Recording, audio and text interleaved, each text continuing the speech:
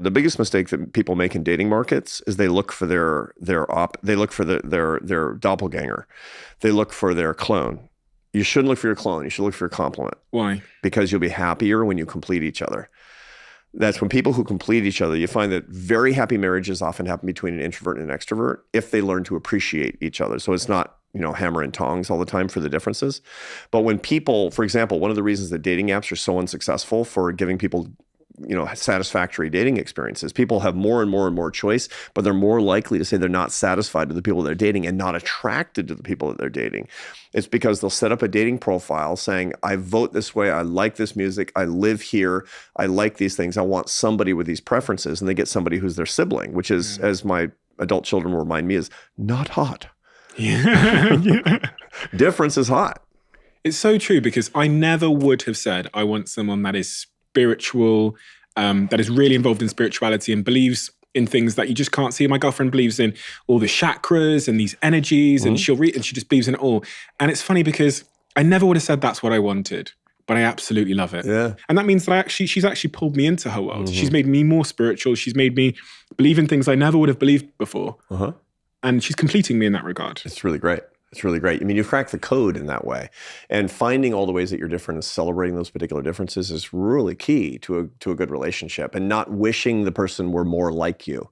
This is very important. That this is the relationship killer, is that wishing that your partner were more like you is just a form of egotism.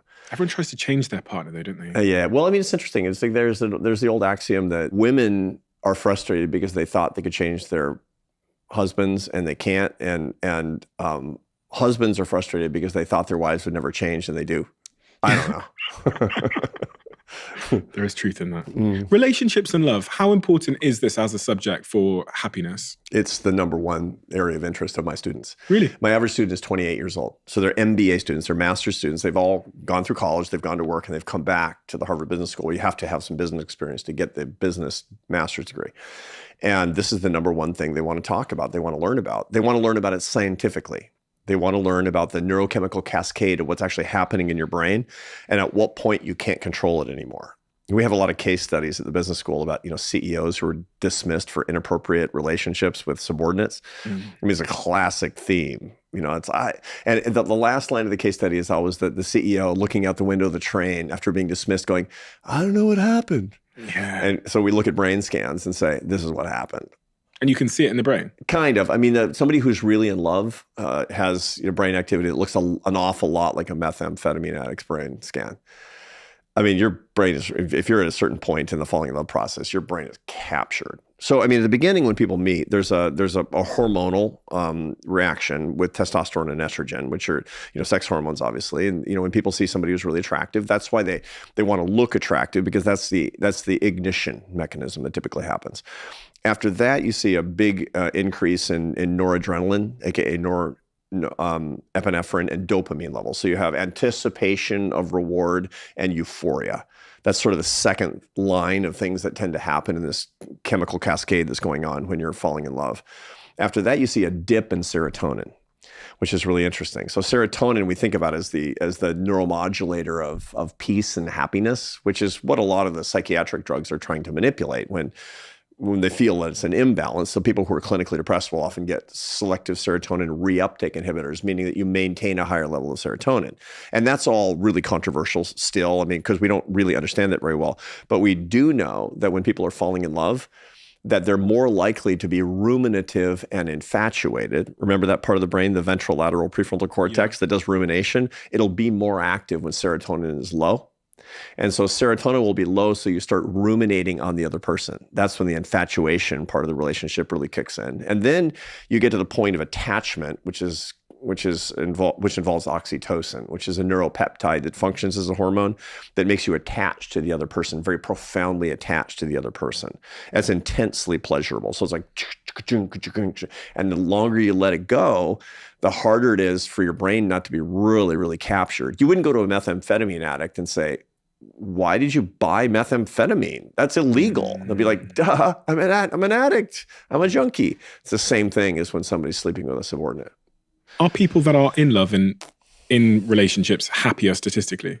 No, on the contrary, because being What? in love, especially in the early stages of being in love, is not associated with what we would associate with actual happiness, because it has jealousy, tons of jealousy, which is, the rumination part. When your serotonin levels are really low, it's hard for you to say, I feel so great. You feel euphoric and you like it in its own way. But if you stayed in that stage, you'd go out of your mind and you'd be miserable, because there's jealousy. There's surveillance behaviors are really common. And, there's nobody would say that when I'm surveilling my intimate partner, that's when I'm happiest.